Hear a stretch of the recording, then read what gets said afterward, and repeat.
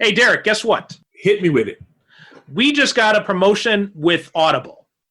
Audible, fantastic. I love Audible. Do you know what the cool thing about this deal is? What's that? If our listeners go to audibletrial.com/supercinemapod, they get a free trial with Audible. And do you know what they get with that? What do they get with that? Tell me. They get one free audiobook of their choice, and they get 2 free Audible originals, which is special content that Audible makes available free for all its subscribers. Are you kidding me? That deal is so good, I may go myself and sign them. Do you think they let you keep the books after you're done?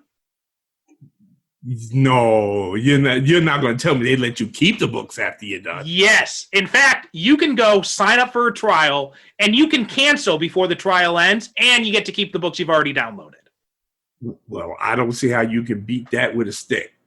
Exactly, yeah. And you can, lots of great books, especially for fans of this show. You can listen to Super Gods by Grant Morrison, which is all about like how the superhero comics have changed and evolved over time. Or you can check out Marvel Comics, The Untold Story. Which is a terrific book. I have that both in hardcover, and I listen to that on Audible myself in my car while traveling back and forth. And there's also another similar book that's called Slugfest, which is about like the wars between Marvel and DC Comics. Oh, okay. So that's another one you got to check out too. So yeah, head on over to audibletrial.com/supercinemapod and start your free trial right now. You get 1 free audiobook and 2 free Audible originals, and you can keep them even if you cancel before it's over.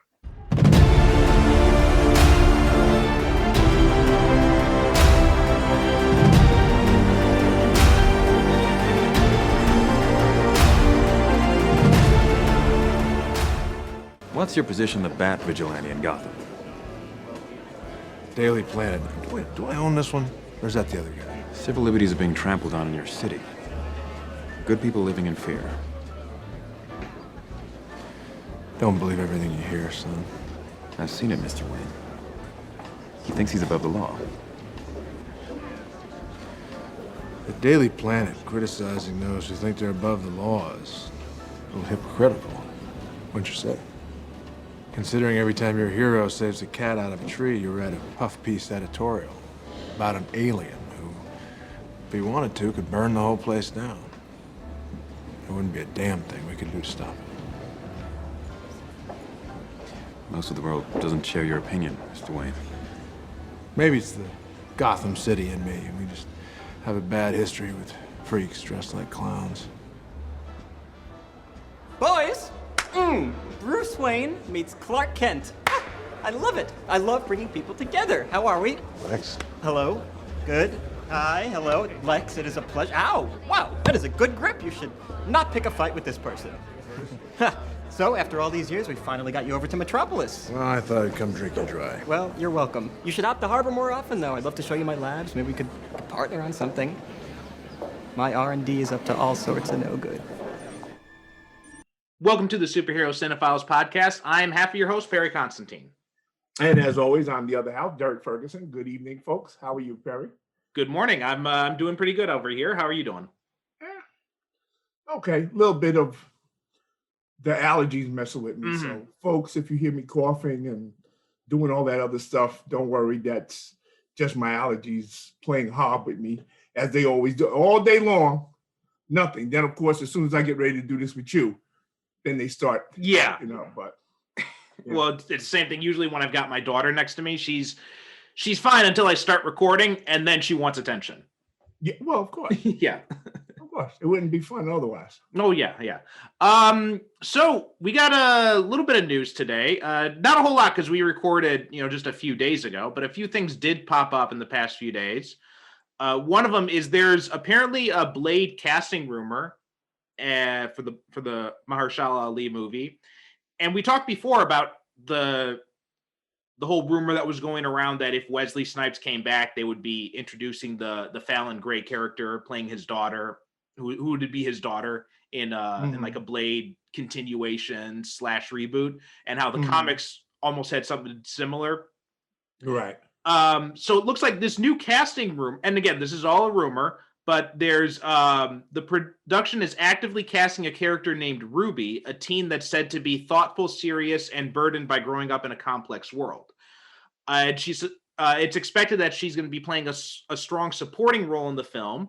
But one of the things about the Marvel's casting calls is the names that they put on these casting sheets are often inaccurate because Marvel tries to hide stuff.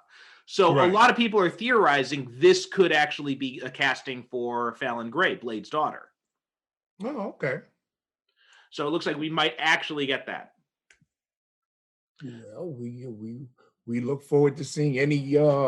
Even though I'm not exactly jumping over, like I said, I got nothing against Marshall Ali, but Mhm. for some reason I look at him and I don't see Blade. Okay. I don't know, and maybe it's because we just recently watched Blade 2, and I'm saying, well, damn, Wesley Snipes could still kick ass. Why not just get him? But I understand it's that whole thing that they trying to divorce themselves from. All the previous iterations of Marvel. Right. So, and now that we've got, Sarah. Now that they've got they're introducing the multiverse with WandaVision and Doctor Strange and possibly Spider-Man, then maybe we could see Wesley Snipes reprise the role at some point. Like I said, if I had my way, they would do the thing with his daughter taking over being Blade, and he would, take over being Whistler, essentially, and that's something I would like to see myself. But hey, I don't run Marvel. They don't ask my opinion, so hey. Something else new is because of WandaVision, a lot of people are developing a newfound affection for Age of Ultron, because you remember when it came out, like a lot of mixed reaction to it, and a lot of people were kind of cold on it, and a lot of people still were kind of down on the movie as like being one of the worst of the MCU outings, just like the same reception that the Dark World got. And I really never understood that, because actually, well, I don't know. It's just me. To me, Age of Ultron feels the most like an Avengers comic book. I loved Age of Ultron. Yeah, same here. It's like, I watch it and it's like the same feeling I have like when I used to go and get one of those 64-page Avengers specials. Yeah, that's what, yeah. Yeah, I totally dug Age of Ultron, so I'm glad that it's getting kind of this renewed affection. And the same thing happened with The Dark World after Endgame came out, because they had that whole sequence set on Asgard during Endgame. And after that movie came out, a lot of people were like, hey, Dark World's actually not so bad. It's not. I don't understand what people don't like about the Dark World. And also, I was going to suggest, because, we got another week until we get, of course, the Snyder cut of Justice League. Another few weeks, actually. Yeah, another few weeks. So I was going to suggest, since for next week, since WandaVision is ending this week, we do Age of Ultron next week. Oh, that's a good idea. Yeah. Okay. Yeah, that'll work out. This week is the last episode, right? Yes. Yeah. Yeah. Okay, so that's a pretty good idea. Yeah, I thought it'd be a good time for us to revisit, Age of Ultron. Yeah, I love that idea. I love Age of Ultron, so I'm totally down with that. I love the hell out of Age. I really didn't understand the backlash that people had for it. A lot of people didn't like it, and I really didn't understand why. Yeah, I mean, I know, and we'll talk about this more when we talk about Age of Ultron next week, but I know there was the whole thing about the Black Widow stuff in there, and which I feel was more misinterpreted and just kind of sloppily constructed, as opposed to like as bad as everybody says it was. Yeah. Like I said, I couldn't see it myself, but you know what? Long ago, I made up my mind that I think what a lot of people happens is that, and I see it happen with WandaVision. People are more pissed off about WandaVision because they come up with these theories, and then they watch the episode, and the theories are all wrong. It's exactly what I was about to say. Exactly. Well, go ahead and say it then, bro. Well, I remember seeing all this stuff about the aerospace engineer, right? In WandaVision, Monica's friend who's going to make her this. Everyone's like, oh, it's Rhodey, or oh, it's Reed Richards, or oh, it's whoever, and it comes in and it's just like nobody.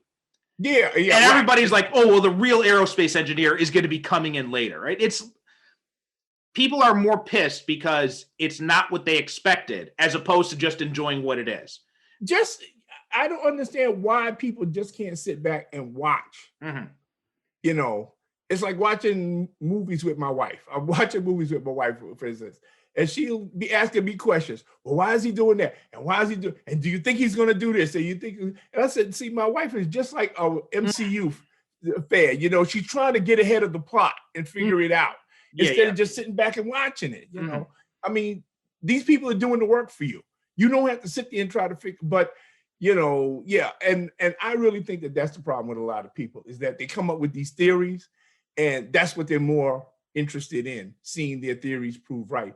And then of course, when their theories don't pan out, oh well, that was a shit episode. Oh, this is a horrible show. This is a terrible. Right. Like I remember there were theories when we saw the Age of Ultron trailers that like maybe time travel was going to be involved and Steve Rogers was going to be going, because there's the scene when he's in the castle. Everyone's like, oh, maybe that's him going back to World War II or something like that. And when it didn't happen, everyone's getting pissed off. It just because it didn't happen the way you expected it to be doesn't make it bad. You and I are a rare breed, my friend, in that we are just content to just sit and watch the story. We know something else I've noticed too is a lot of the fan theory stuff that I've read online. It really shows you that a lot of fans aren't writers and shouldn't be writers. No, they're not. No, they're not. They really aren't.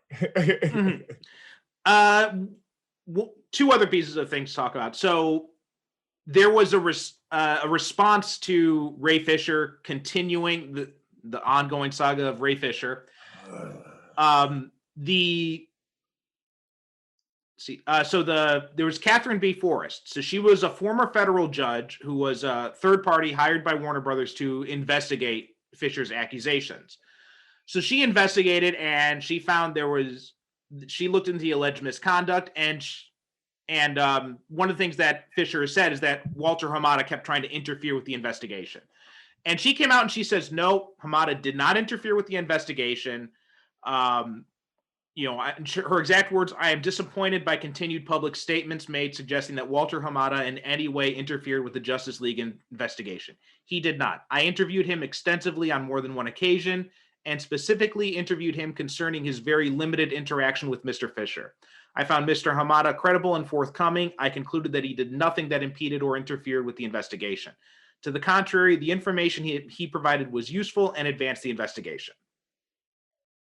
So that was her. And then Ray Fisher came out with another statement in response.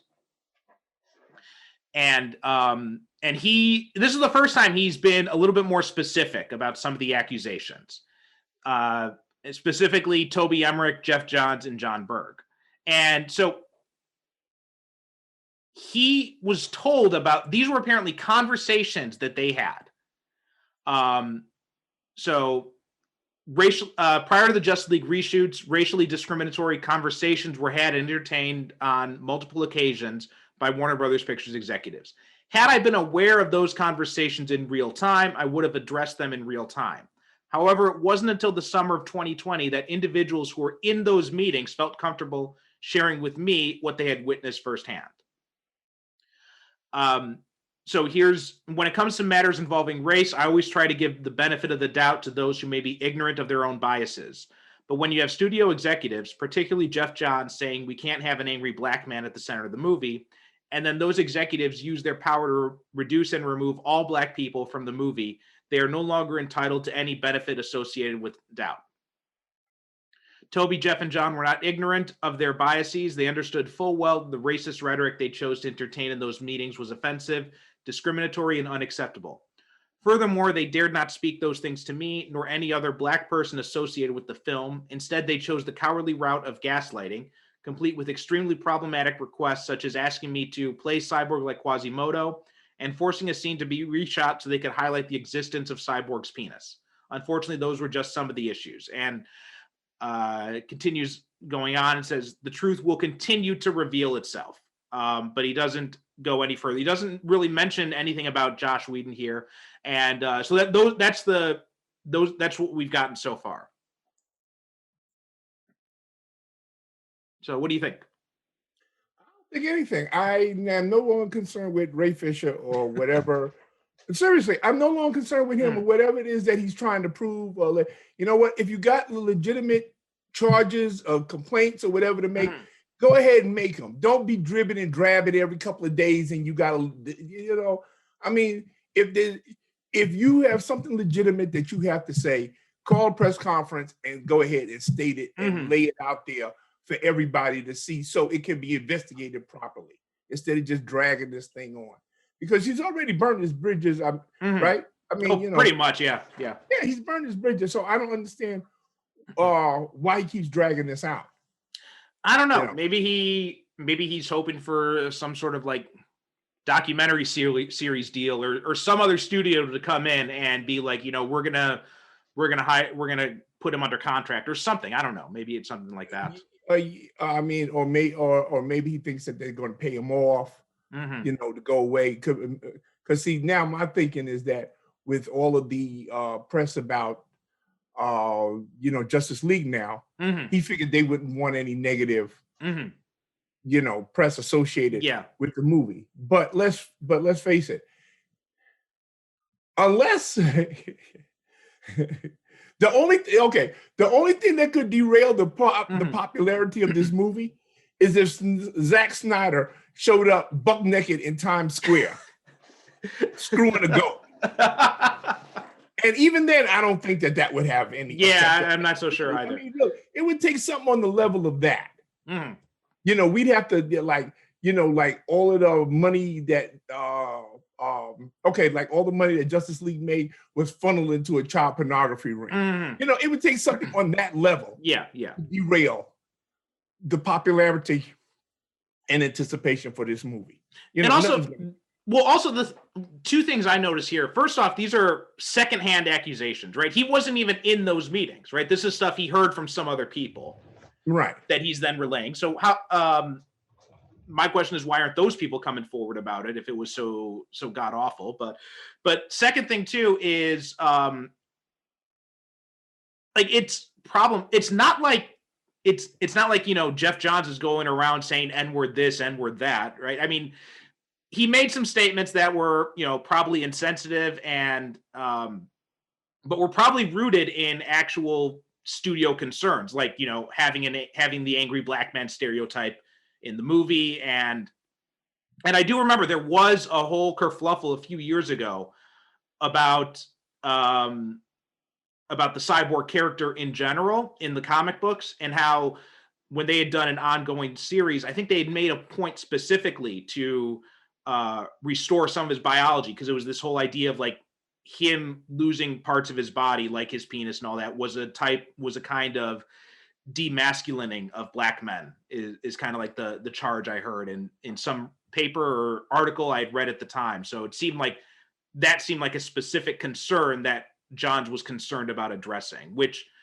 while ham-fisted, doesn't seem as maliciously racist as Ray Fisher was trying to paint all this. First of all, I've never been able to understand why they are so hell-bent on shoehorning Cyborg into the Justice League anyway. Because to me, anytime I think of Cyborg, it's the Titans. Yes. And now that I've seen him in Doom Patrol, I can say, okay, yeah. But you know what? Cyborg to me seems more of a fit for the Doom Patrol anyway. Absolutely. Than the Justice League. And the guy who was playing Cyborg in Doom Patrol, he's terrific. Oh, he's amazing. Yeah. He's fantastic. Now, if you got him and put him in the Justice League movie, yeah, okay. But I've never, because even right from the start when they said Cyborg, I said, well, that's a weird, if instead of Cyborg it had been Black Lightning, okay, I could have understood that, because Black Lightning's been around longer. And just to mention the actor's name on Doom Patrol, it's Jovian Wade. Yeah. And he's great as Cyborg. I love him in Doom Patrol. Yeah, there are other black characters that they could have put into Justice League except for Cyborg. The only reason why I figured that they put him in there was, of course, you got the Mother Box connection to Apocalypse. So I said, okay, well, I'm willing to go with that. But to me, he always was an odd choice. Yeah, and that's something that comes out of the New 52, because Jeff Johns brought him into the New 52 and had him replace Martian Manhunter in the when they tried to reboot the DC universe. Yeah. I've never been.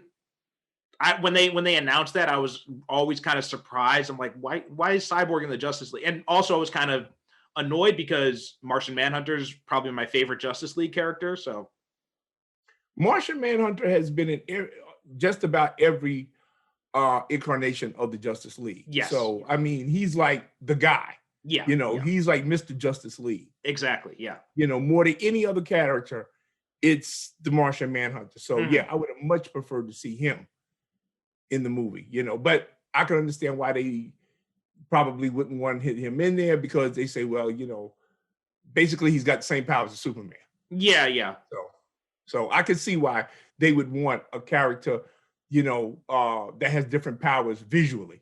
Yeah. It's a different visual thing, and character that looks like him. So, but hey, like I keep saying, we don't make these movies. Right. They don't ask us our opinion. And one more piece of news that came out is just before we started recording, I saw there's a trailer for a new superhero movie called Thunder Force with Melissa McCarthy and Octavia Spencer. Yeah, I haven't watched the trailer yet. Yeah, but I know what you're talking about. Yeah. I just watched the trailer before we started, and I posted it in our Superhero Cinephiles group. It looks a lot of fun. It looks like Melissa McCarthy and Octavia Butler are really having a good time. I'm sure it is. I mean, a lot of people, for whatever reason, don't like Melissa McCarthy. Yeah. I think she's, and you know what?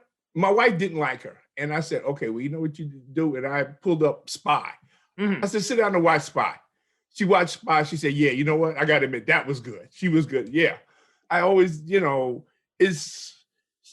know. There are just certain people that everybody seems to dislike. And then when I ask them, well, why don't you like her? They can't tell me. They just, well, I just don't like her. Yeah. And Melissa McCarthy, she's one of those.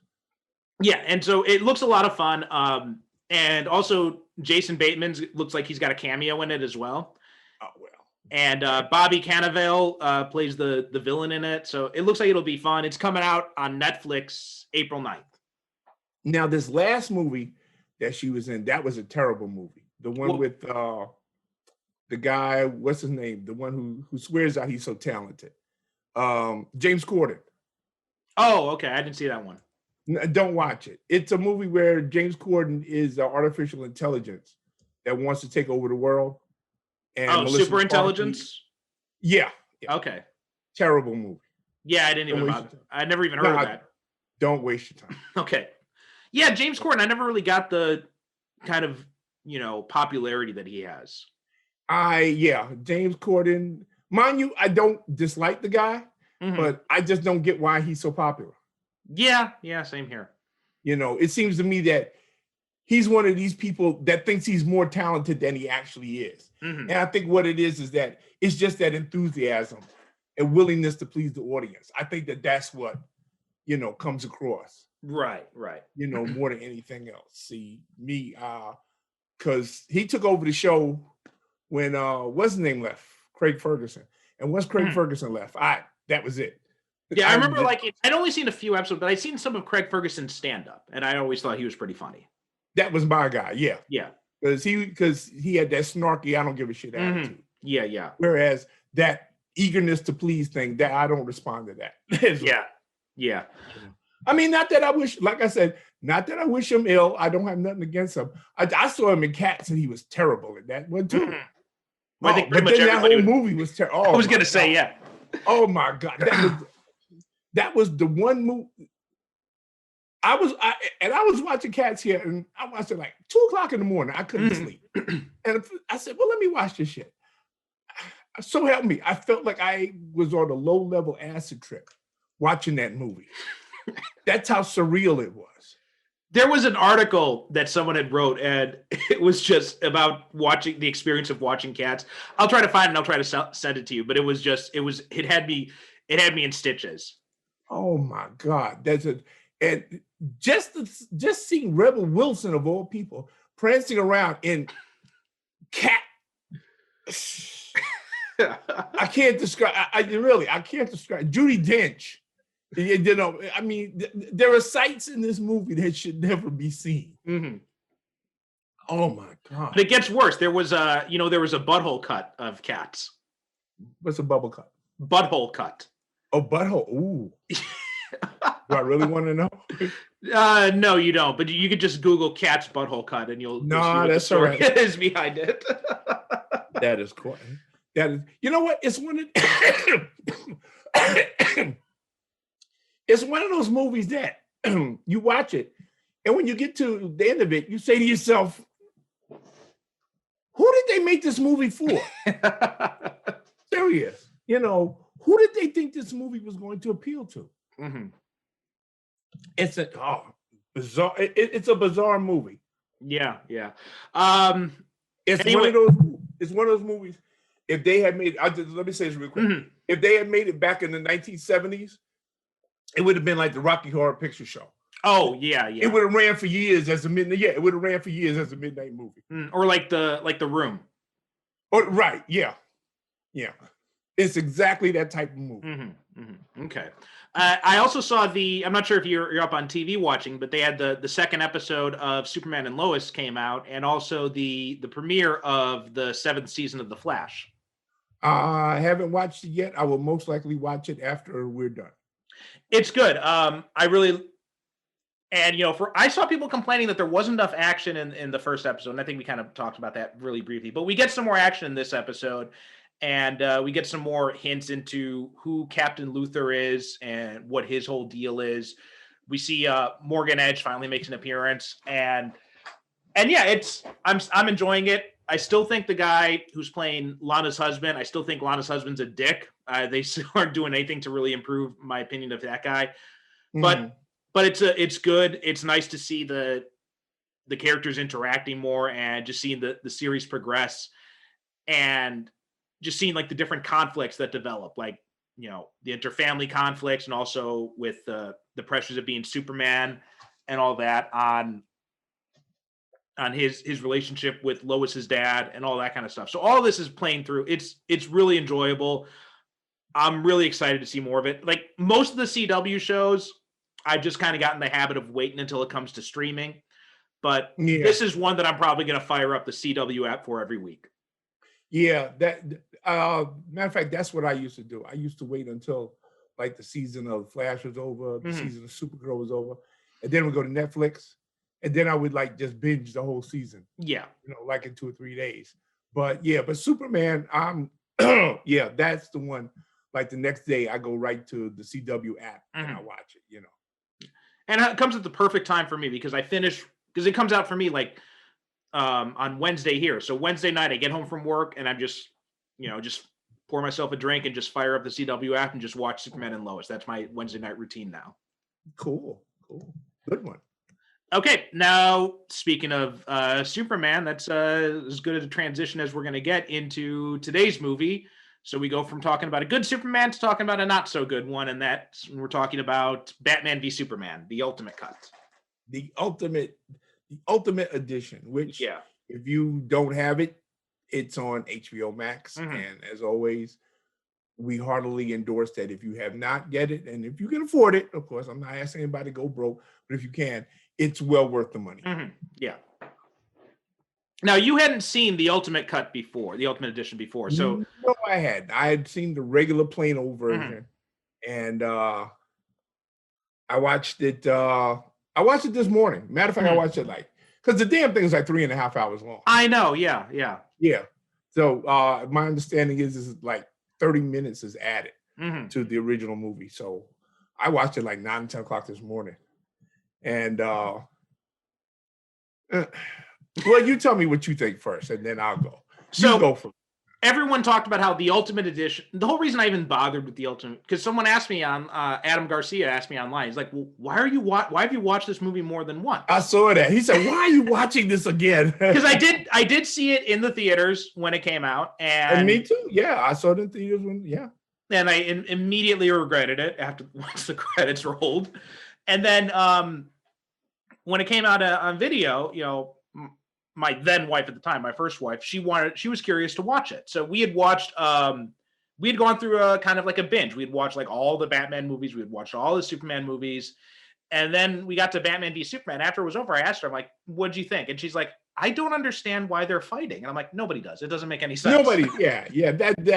That's done. Yeah, nobody. You know what? Patricia asked me the same thing when we see it in the theater. She said, I still don't get why they were fighting. And well, neither did I. Yeah. You know?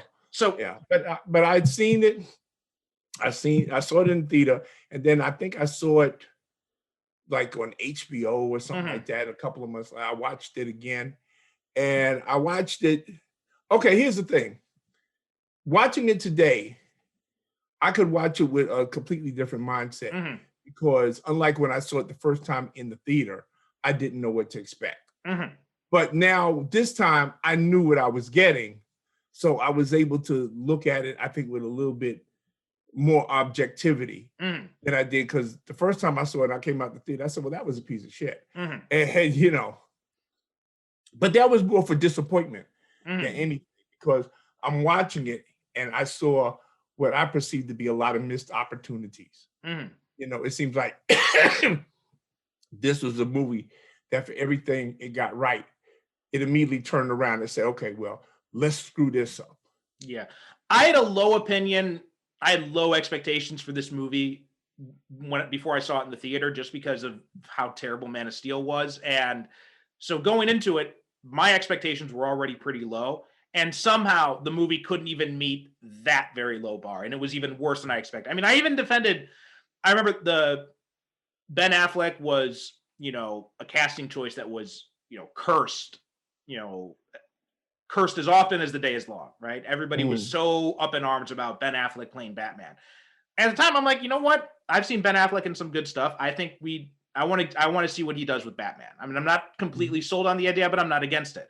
Another one Right. I defended was Jesse Eisenberg as Lex Luthor. I defended that one because I had seen him in Social Network. I know he's a good actor. I'm like, if he plays the character, similar to how he played Mark Zuckerberg in Social Network, it might be an interesting take on Lex Luthor. And especially because they Mhm. released photos of him with the shaved head. And I'm like, well, actually, he looks pretty menacing like that. But Okay.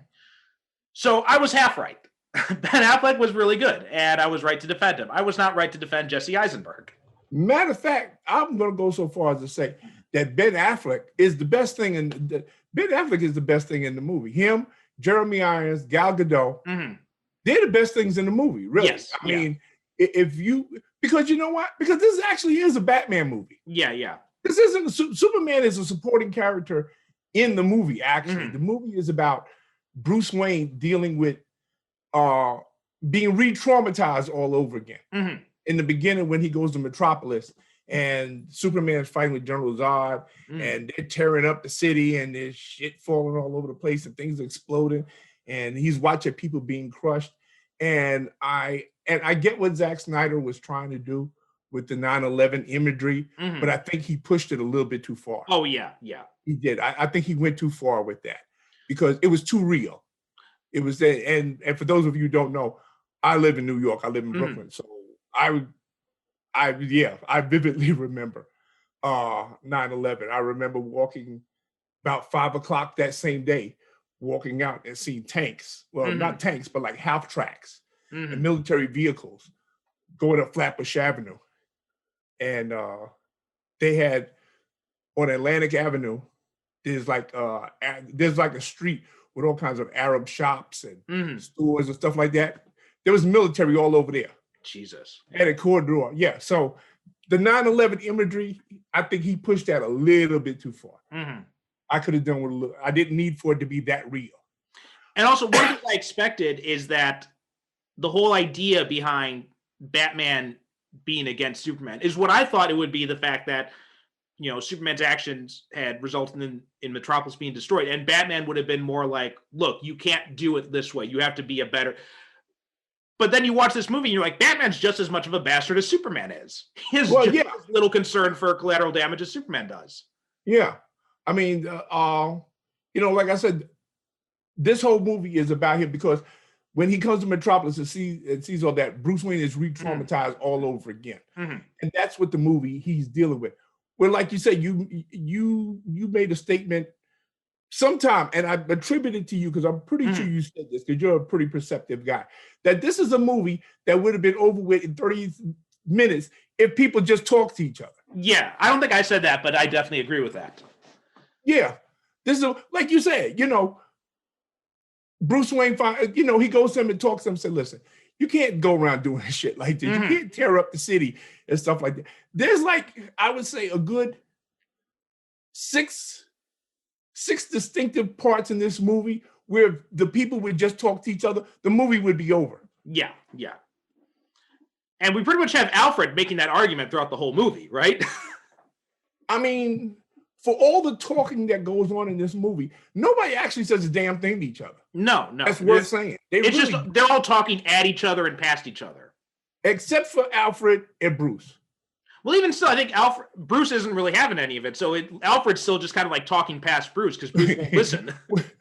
Well, Alfred is talking, Bruce ain't listening. Yeah. You know, his whole thing is, well, kill Superman. What? Wait, what? How do we jump to kill Superman so quick? Shouldn't we try, inviting him for lunch? Mm-hmm. So, oh my God. I saw when the Ultimate Edition came out, everyone's like, oh, it's so much better, right? It makes for such a better movie. And I watched it hoping, some vague hope that maybe it would make the movie a little bit better. It makes the movie more complete, but it doesn't make the movie better, is what I felt. Like, this is a movie that starts off with about 20 people in the desert.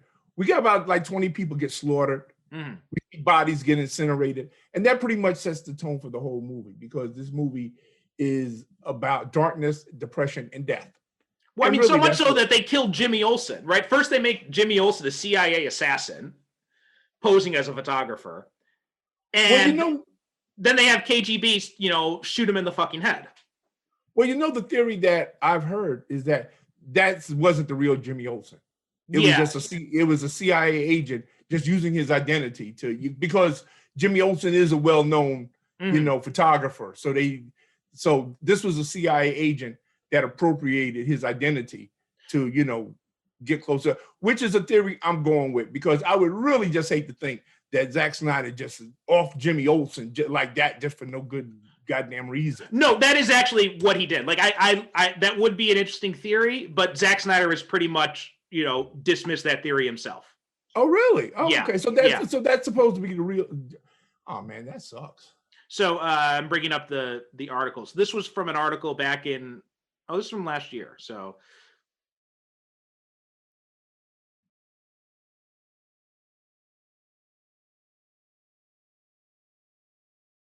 Because that was a theory I had always heard, and it would explain why he has introduced himself to Lois Lane.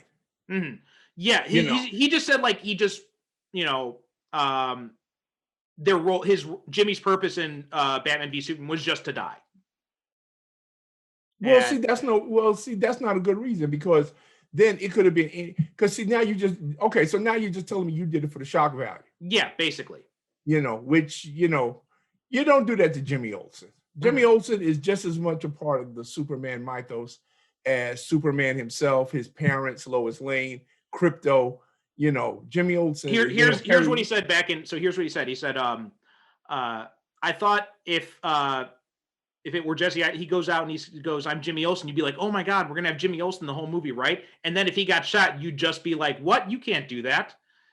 And the article asked, well, if you're just going to, why bring in Jimmy Olsen if you're just going to kill him off? And here's what Snyder said. Exactly. Yeah. We just did it as this little aside because we had been tracking where we thought the movies were going to go, and we don't have room for Jimmy Olsen, our big pantheon of characters, but we can have fun with him, right?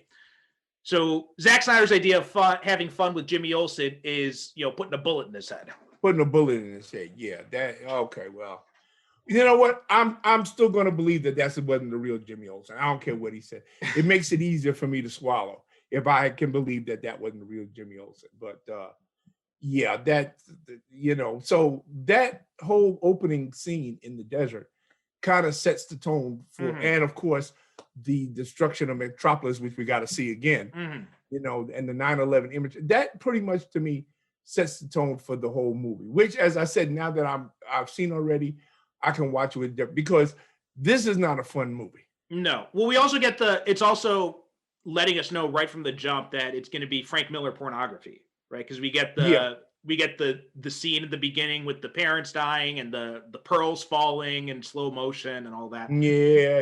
It's just like the total, wanking all over Frank Miller's comics. Oh yeah. I mean, Well, I mean, Ben Affleck himself, he's in the Frank Miller bat suit. Yeah, it's in the Dark Knight Returns bat suit. Pretty much, which I have to say, he looks damn good in it. Well, that's one thing that I can never fault Snyder for is the costumes in these movies, in Man of Steel and in Batman v Superman. They look amazing. Maybe a little bit too darkly lit, but the designs are really good. And we got to give Zack Snyder credit in that he actually, instead of having Batman in this armored suit all the time, it's a cloth costume. Well, it's a kind of armor, but it's a much more flexible type of armor. So we can actually see him move around. Yeah. Right. We actually see him move like what you and I and a bunch of other people, the best live action Batman fight sequence in film history in the warehouse. Yes. Yeah. Now, I mean, you look at that and you say, "Holy shit! Why can't they do that in every Batman movie?" Yeah. It plays out like one of the fight scenes in the Arkham games. Yeah, I mean, I rewound that thing twice to watch. Yeah, that was and that's one of the things that Snyder is really good at directing action. He knows how to direct an action scene. He knows how to frame it well. He knows how to choreograph it well. All of that, no complaints from me at all. But it's when we get to the other stuff, that's when we have issues. No, well. And so going back to that first scene, also, is it just me or is Lois kind of needlessly a bitch in this scene when she meets fake Jimmy Olsen? Everybody's needless. Because she's like needlessly a bitch in this movie. Look at Perry White. I said, damn, I wanted to say, what is your problem, dude? I'll get to Perry White in a minute because that's another one I got bones to pick with. But she comes in and she's talking about this other photographer. She's like, you know what I liked about him? And he's like, what's that? She's like, he was quiet. Yeah. I'm like, what the fuck? Jesus, lady. I mean, you don't introduce, hey, how you doing? Nice working with you and everything like that. She said, yeah, you know what I liked about him? Oh, he was quiet. I said, wow. But you know what? Amy Adams, as good an actress as she is, her Lois Lane is entirely unmemorable to me. She's not as bad as Kate Bosworth, which to me is the worst Lois Lane. But it's like there's nothing that stands out about her Lois Lane. Yeah. And I really don't feel that she and Henry Cavill have much chemistry. I really don't. I had a hard time. That stupid scene in the bathtub. Oh God, yeah, that was ridiculous. Where, folks, let me tell you two things that you will see in movies that actually in real life is impossible to do. I will be a little personal here. I tried it myself. You cannot make love in a bathtub and you cannot make love on a staircase. Not a bathtub that size, at least. Yeah. Not really in any bath. You need like a hot tub, really. But a bathtub that size, no. I mean, that was a silly scene that was trying to, trying to break the mood, trying to break the tension, but it just comes as being something from a sitcom. Yeah. Especially because they're in the midst of this serious conversation about, like, look, everybody thinks you killed a whole bunch of people. And now you're just going to say, like, oh, forget it. Let's have bathtub sex.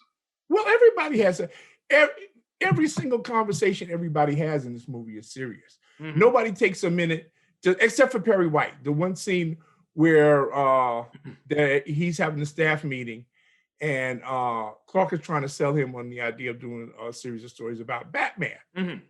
And Perry says, crime wave in Gotham. In other news, water is wet. That's about the closest we come to humor in this movie, really. Yeah.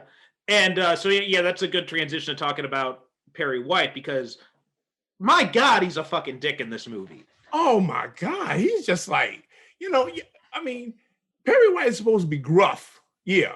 And I think that what it is that because he has a conversation with Clark. And I think that what they were trying to get across that Perry feels a lot of frustration because print journalism is dying. And he's had to, make compromises. I think that's what they were trying to go for. But it didn't come across very well. Like you said, it just comes across as making Perry White like an unlikable dick. Well, yeah, and also like I don't think Zack Snyder understands how newspapers work because you don't just take a reporter from one beat and just suddenly say like, oh, you're going to go cover the you're going to go cover sports now. Yeah, Clark has a crime report. What's he doing? What's he telling? Oh, yeah, you have sports reporters for that. Mm-hmm. Yeah. Who cover sports? You just don't tell Clark Kent, well, you're going to go cover the sports. Yeah. And it's not, and Clark quite rightly says, well, screw you. No, I want to go investigate the Batman. There's also he also sends him on the society. Like in that case, he got the invitation was for Clark Kent, so I understood that. But there is no story reason whatsoever for Perry White to keep hammering Clark about how come you haven't wrote about the football game yet. Yeah, I mean that's like the only thing he's worried about through the whole movie. Mm-hmm. That Clark won't write this story about this goddamn football game. Yeah, yeah. And quite frankly, it got on my nerve after a while. Why don't you go cover the football game then? And also, and just like the whole thing where the end too, when she goes up she needs to get to Gotham, and she's like, I need the chopper. And he's like, I'm not giving you the chopper for a story. And she's like, Perry, it's not for a story. He's like, oh, well, okay then, go. I'm like, wait. So let me get this straight. The helicopter that the Daily Planet has is not to be used for going on stories. But if you got some personal business that you can't give any reason for why you need this helicopter for, that's go ahead. Yeah, it's fine. Go ahead and take it. You're the keys. Yeah. yeah. Here are the keys. Fine. Yeah. It makes no sense at all. Mm-hmm. No sense at all. Yeah. And just like his whole, like the whole thing where he's like, the American consciousness died with Bobby Martin and John. It's like, yeah, I get what you're trying to say there, but the whole purpose of Perry White is that he's gruff, but he wants to make the world a better place. He wants to use the news to do that. And Clark is doing that, and Perry White is saying, no, fuck you. Basically, yeah, pretty much. It's and Lawrence Fishburne does the best he can, and I understand that he's got to work with what he's given with. But just because he's Lawrence Fishburne, he deserves better. And the Perry White, I know. Well, I mean, everyone in this movie deserves better than what they're giving, right? Like this is a movie that is so filled with good actors being forced to read a terrible script. Yeah. Because the script is not about anything. No. Once you really get down to it, it really isn't about anything. It's a mishmash of half a dozen different plots. Mm-hmm. We've got the death of Superman. We've got Doomsday. We've got Dark Knight Returns. We've got to introduce Wonder Woman. We've got, there's half a dozen different storylines and plots taken from different DC comics and turned into this Frankensteinian. There's some Injustice stuff thrown in there as well. Huh? There's some Injustice stuff, from the video game series. Yeah. So so like I said, it's all these different stories that are totally unrelated, mind you. Mm-hmm. And just like Dr. Frankenstein stitched together a monster out of it, that's what Zack Snyder did. You know, he took half a dozen different plots and stitched them together into this unholy creation. Mm-hmm. Well, and the other thing is one of the big complaints, one of the big rebuttals everybody had because one of my biggest issues with Man of Steel was the fact that he kills Zod at the end. Mm-hmm. And you always have the defenders coming out and saying, well, he killed Zod in the comic books. He killed Zod in Superman 2.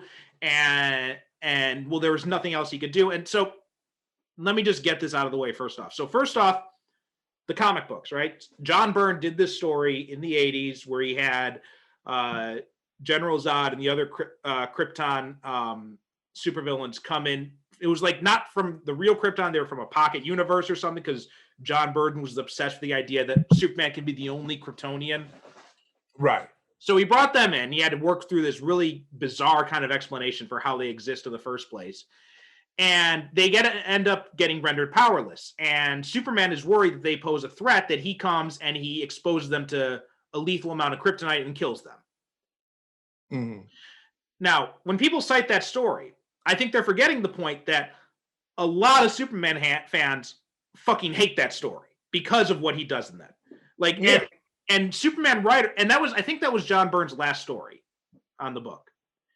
And after that story, like, Superman writers spent like the next 20 years twisting themselves in knots to try and justify and explain that story. Like there was a time when he went off into exile in space and all this kind of stuff.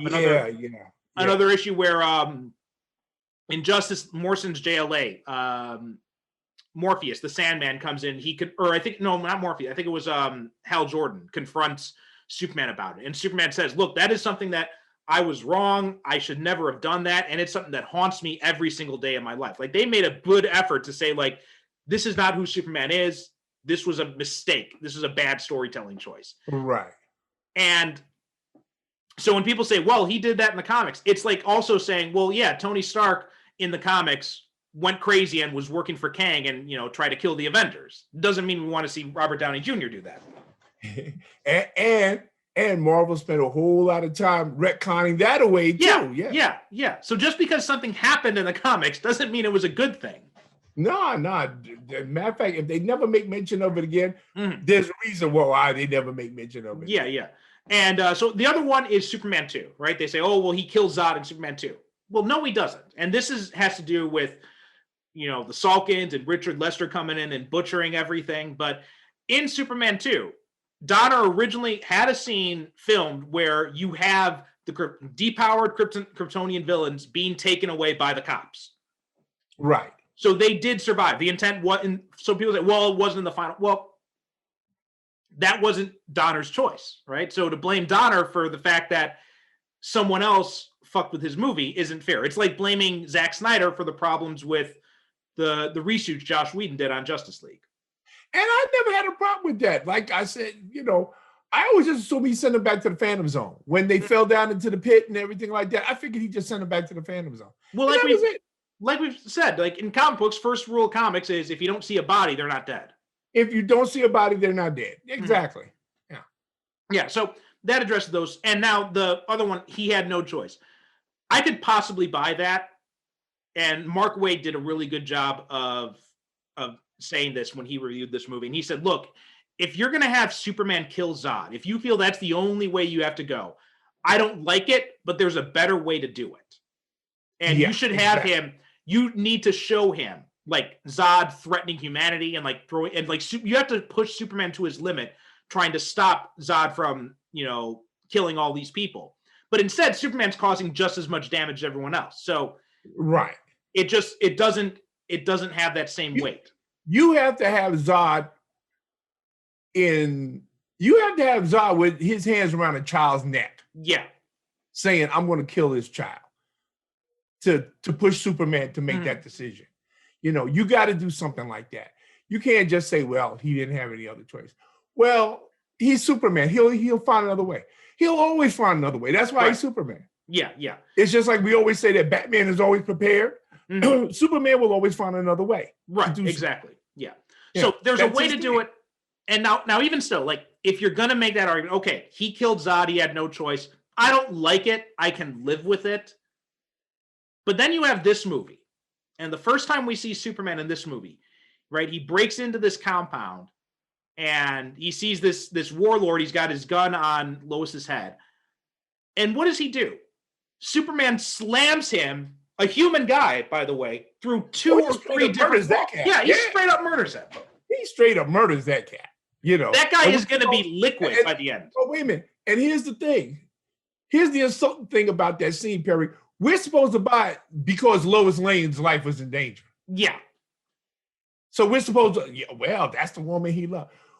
Whatever happened to Heat Vision? I know. He's fast enough to slam the guy through two walls without any harm coming to Lois. Obviously, he's fast enough to disarm him.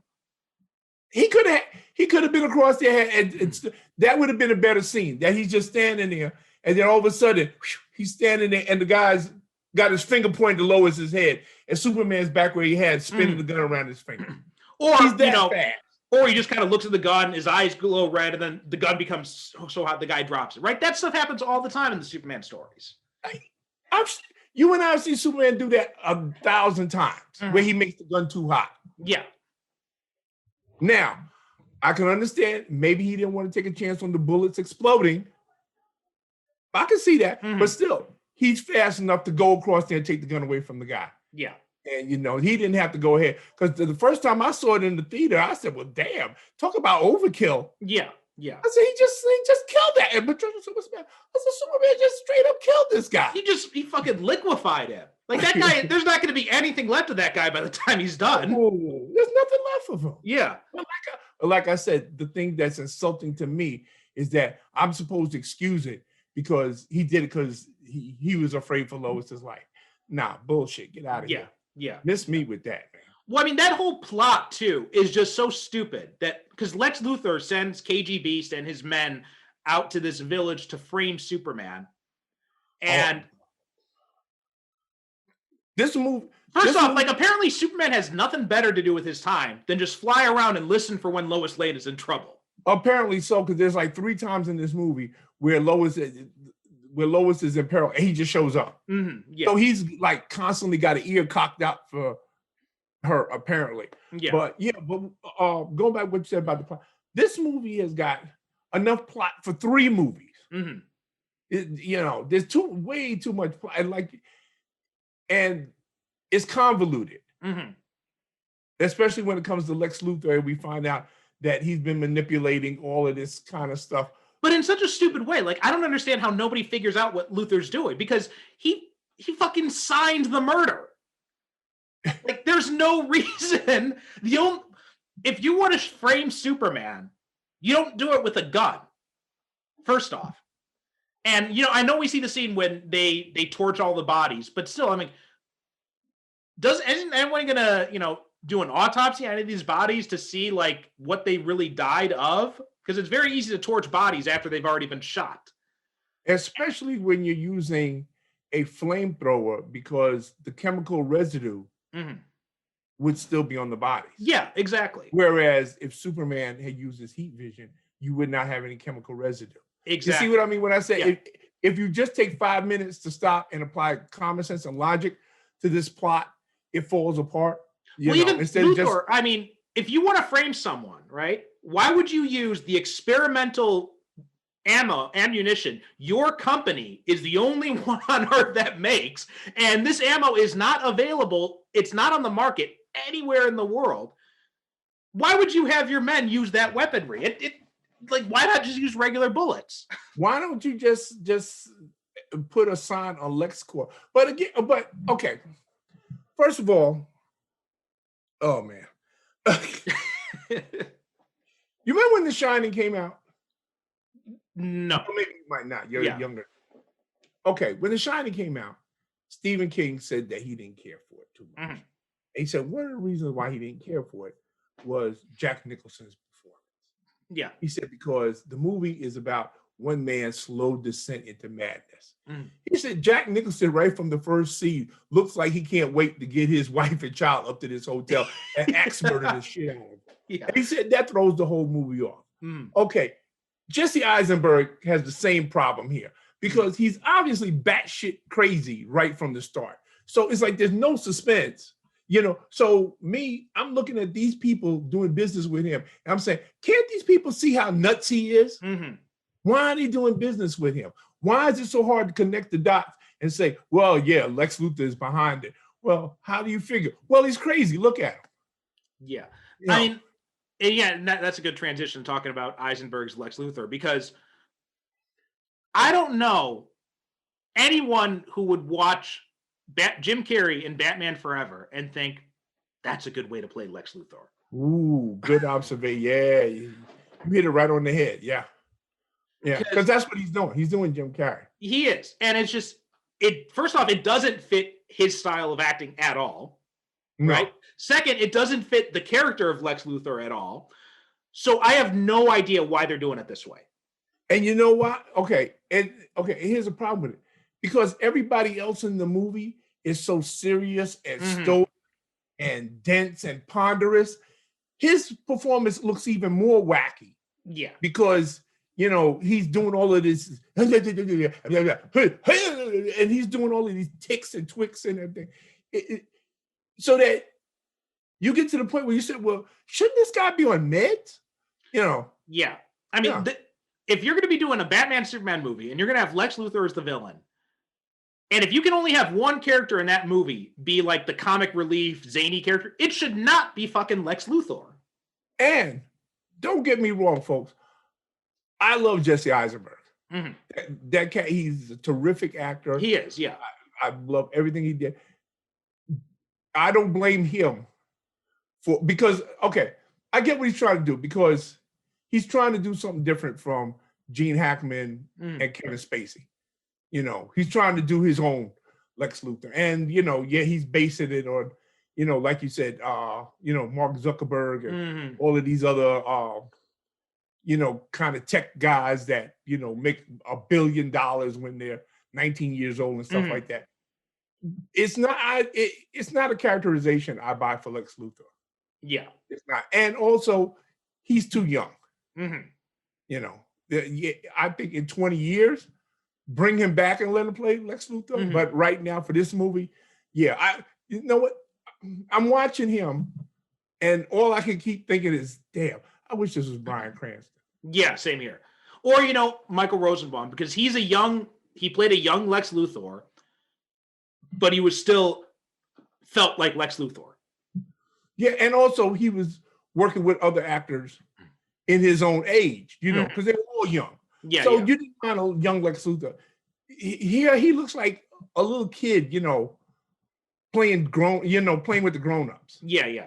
And there's that weird scene too when he's with that senator and he's like putting the Jolly Rancher in his mouth. I'm just like, what the hell are you doing? You see what I mean? Yeah. And the senator is just standing there taking it instead of just smacking the shit out of him and say, you know something, the deal's off. Goodbye. I mean, even that actor, I don't think that was in the script because that actor is like, I don't know what the hell's happening right now. Yeah, exactly. Now, either he's a very good actor or that was like a total improvisation on Jesse Eisenberg's part because he looks as a surprise as like, dang, you know. But he goes along with it. He stays in character. I'll give him that. Yeah. And all right, and then we also have Tao Okamoto is another one of those actors in this movie who's just completely wasted, right? I mean, she was great as Mariko in The Wolverine. And then you bring her in this movie and you have her play Mercy, who's like a very memorable character from the animated series. And she does nothing.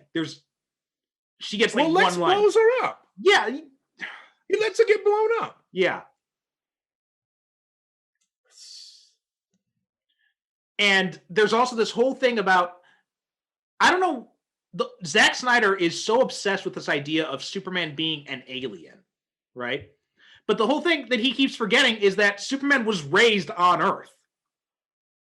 Yeah. But he's always acting like, I don't understand humanity. What is human, right? Yeah. See, okay, Superman doesn't feel like he's an alien. He doesn't feel like he's an alien because he knows nothing of Krypton. He only knows of Krypton of what he knows when he went to the Fortress of Solitude. And, you know, and the hologram of Jor-El said, okay, well, you're Kal-El, you come from planet Krypton, blah, blah, blah, blah, blah, blah. Yeah. But how can I put it? He accepts his heritage, but that's not who he is. Yeah. He's Clark Kent from Smallville. Right. Well, actually, and I will say one of the best lines in Man of Steel was when he tells the general at the end, he's like, I'm from Kansas, General. I'm as American as they come. Yeah. So all of those issues about him being an alien, he never had those. Yeah. He never had those because he was raised as a human being. You know, it's like if you take a child from one culture and raise him up in another culture. Right. Pretty much. He identifies with that culture. Exactly. He doesn't identify with the one that is his native heritage. Exactly. You know. Yeah. So to me, it's a very weird thing to have this morose, sad Superman going around moping, talking about how he feels isolated, and he can't connect with humanity. What? Really? Yeah.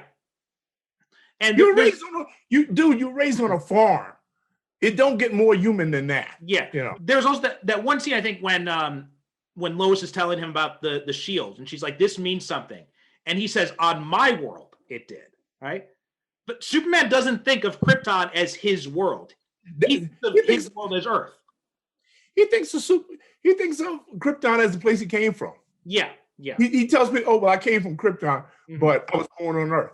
Yeah, exactly. He's used that line. He said that in comic books and probably in movies too. Mhm. But he said that, yeah, he said, "I came from Krypton." Yeah.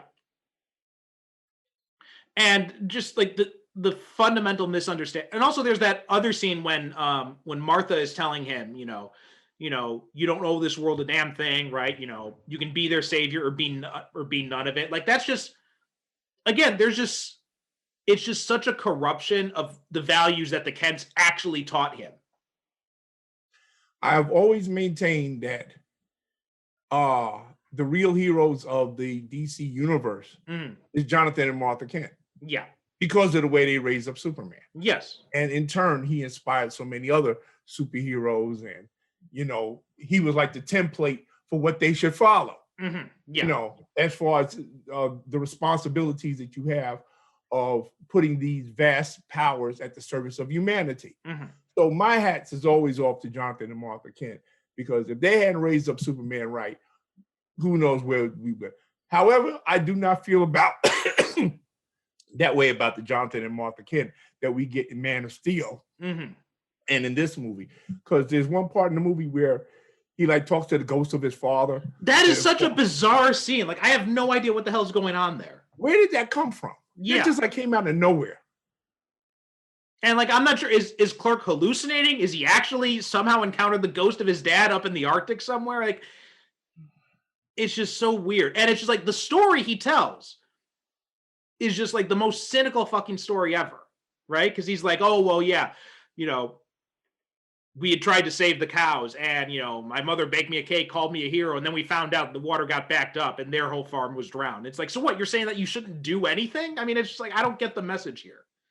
Yeah. No, you got the message. That was it. The message is do nothing. Mm-hmm.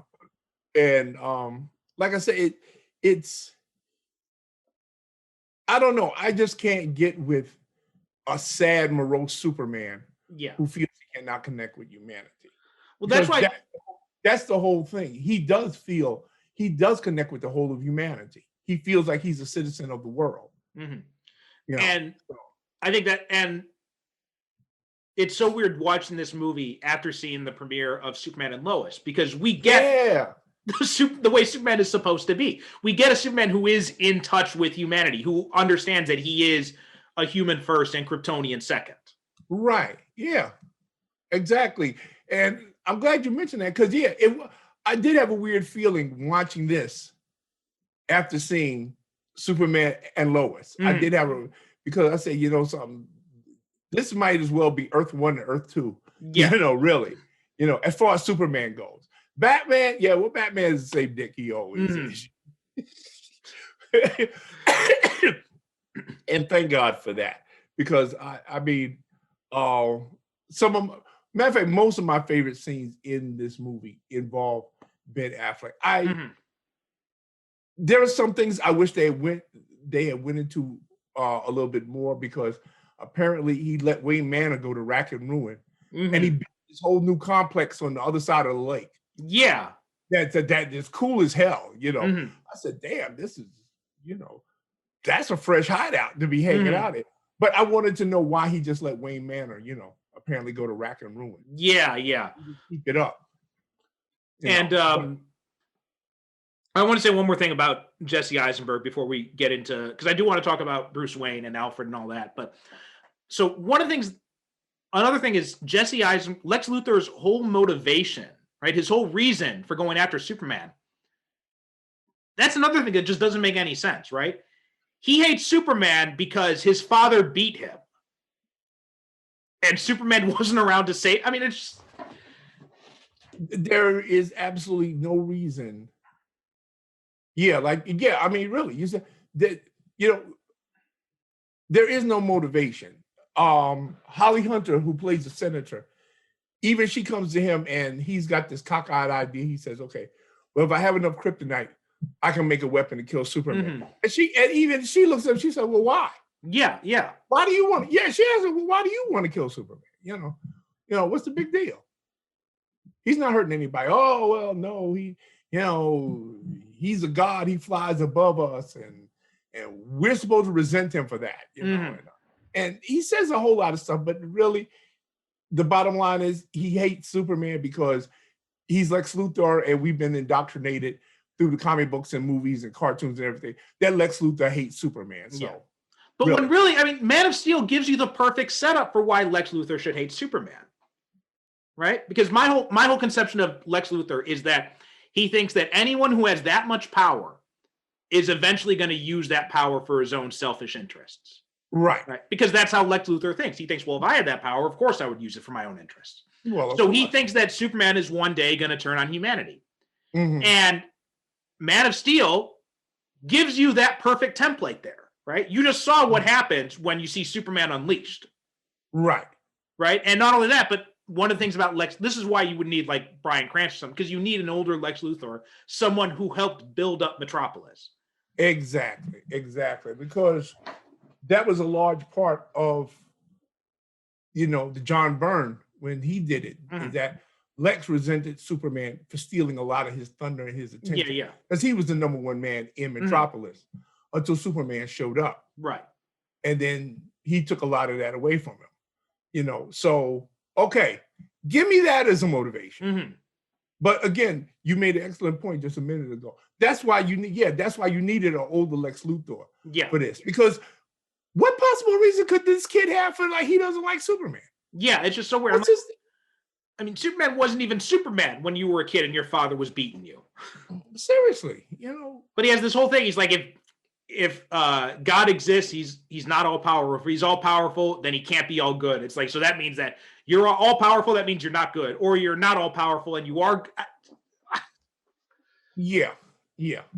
Like I said, he hates Superman because if you have Lex Luthor in your Superman movie, well, him and Superman are supposed to fight because they've been fighting ad infinitum for 80 years. So, and he also somehow like I can kind of guess how he discovers Superman's identity because there is the whole thing. But this is why I'm kind of surprised that Lois is surprised that people know Superman cares about her, right? When she's talking to the former general who's now obviously who's actually the Martian Manhunter in disguise.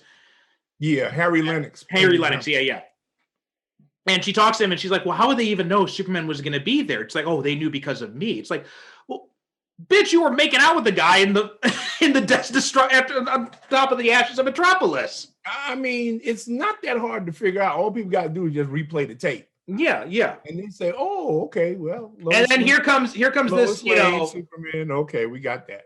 And here comes this, you know, this tall, dark-haired guy with blue eyes who just started working at Metropolis, and automatically him and Lois are living together, and it's like, So yeah, I can understand how Lex figures out that guy is Superman. Yeah, it's not that hard.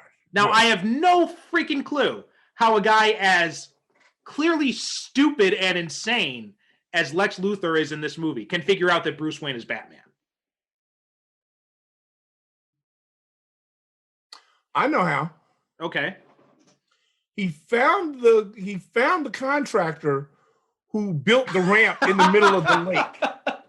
He just went around to different contractors and said, listen, let me ask you a question. This is going to sound kind of weird. Say like about 10, 15 years ago for Bruce Wayne, did you build a ramp in the middle of a lake that opens up oh shit, you know something, Mr. Luthor? Actually, I asked him, why did he need it? That's okay. That's all I need to know. Thank you. Bye. Click. Seriously, that's all he had to do. He had to find. When I watched that scene, I said, wait a minute. Where does he find these contractors to build it for him? Well, see, now it actually makes more sense with the Snyder Batman, because I totally believe that Snyder's version of Bruce Wayne just straight up fucking murdered those people. I have heard a fan theory, and this is the only one that I can go with, is that Bruce Wayne went to China and he flew a bunch of Chinese over and he put them in a plane and didn't let them see where they were going. And he made them live, on his property while they built that. And then he flew them back and they didn't. That's the only way I can. I'm sorry, because you get stuff like in The Dark Knight Rises where I'm trying to figure out the conversation between Bruce Wayne and the contractor who says, okay, Mr. Wayne, explain to me again why you need these giant plexiglass cubes to be hydraulically lifted out of this underground lake. Is this some kind of sex thing? Is this a sex cult thing, Mr. Wayne? I'm sorry. I'm trying to, it's just me, it's just me, folks. I mean, I know you have to suspend your disbelief, but I figured that's how Lex Luthor in this movie found out he was Bruce Wayne. He just called up a bunch of contractors. All right, so now let's talk about Batman. So, like we said before, Ben Affleck does a really good job, but I think the material does work against him in a lot of ways. And it is kind of a miracle that Affleck is able to give as convincing a performance as he does when the material is still working against him in a lot of ways. Because this Batman is, basically a xenophobe, right? Like he's like, it's like the classic, scary immigrant fear that he's obsessed with. The scary immigrant? Well, yeah, because he's like, he's the alien. We have to kill the alien. We have to kill the alien, right? It's just okay. And it's like they turn him into, and he's, plus the whole thing about him branding people. Yeah, that was weird. That I can't go with that. Why? But to give the movie its credit, even Alfred, addresses that. He says, "Well, is this what we do now?" Yeah. Why? And Bruce says something like, "Well, we've always been criminals." And Alfred said, "Alfred said, well, what are you talking about? What's that got to do with it?" Yeah. You're branding people. That's another thing that Alfred putting up with that shit too is something else I didn't buy. Like, as good as Jeremy Irons is, Alfred and the Alfred I know would never put up with that shit. He would have been like, look, if you're going to do this, then I'm out of here. Yeah. He would, like Alfred, excuse me, because Alfred, in so many ways, is Bruce's conscience. Yes, yeah. And he reins him in when he goes too far. And yeah, Alfred would have never put up with that. And when he has gone too far, Alfred has made good on those threats. He has left several times. Yeah, he's walked. Yeah, he walked. He said, you know what? Call me when you come back to your senses. And, Michael Caine did that too in Dark Knight Rises, right? He's like, you know what? You're going to do that. I'm not going to be part of this anymore. And he just got up and he walked. But as I've said before, the best thing I like about Ben Affleck and Jeremy Irons is that I can see them as being the Michael Keaton, Michael Galg, Batman and Alfred 20 years down the road. Yeah. There's just something in their performance that has echoes when I go back and I watch the older Batman movies, the Tim Burton. I see flashes of that in there. And like I said before, they got that great line in Justice League where they actually reference the robot penguins from Batman Returns, where they say, "Oh, don't you miss the good old days where all we had to worry about was rocket fire and robot?" I said, "Oh wow, that was so." That's the one thing I love about their performance. They, out of all the actors in this movie, they've got the best rapport. Yeah, you believe that they've got a history. They do a really good job making you believe that. Yeah. But also with the branding thing too, is there's this whole thing in the story that the criminals who are branded, they get attacked, they get killed by the other criminals in prison, right? Let me ask you something. Did you ever think you'd see a Superman Batman movie where a guy gets shanked in a prison yard? Well, we did see a shanking in Superman Returns. Lex Luthor's kryptonite shit. But no, you're right. But I don't understand the logic behind that. Like, it's known that Batman is inflicting this brand on people, but the criminals in prison, they think, oh, you're working with Batman, so we're gonna I don't understand the logic behind that. Yeah. I don't I don't understand the logic of Batman branding people in the first place. Yeah, it's needlessly cruel. It makes no sense at all. There's no the only reason for it is just to be a torturous son of a bitch. Yeah. It is. But and that ties into later on where we see where when they get down to their big fight, and Batman has the kryptonite spear, he actually indulges in a little bit of sadism where he draws it across Superman's face. Yeah. And he puts a scar on his face. I said, damn, and that gave me like an icky feeling. I said, you know what? Batman wouldn't do it. If he was going to do it, he'd just do it. Yeah. Just stoof and get it over with. He wouldn't indulge in that little bit of sadism. So. Yeah. And also, I hate the idea of like there's the scene at the warehouse scene is as good as this. There is that scene at the end where it's lifted from the Dark Knight, where, Dark Knight Returns, where he's got the hostage and he says, if you don't drop it, I'll kill her. And Batman says, I believe you. And then he shoots the guy and blows him up, right? Yeah. Now, Zack Snyder says, oh, I got that from Dark Knight Returns. Well, no, we didn't. Because that is one scene that everybody misreads in The Dark Knight Returns. And part of the problem is the artwork isn't that clear in it. But you can tell from the story that, because one of the whole points in this whole book, in the whole story, is that Batman still does not cross that line.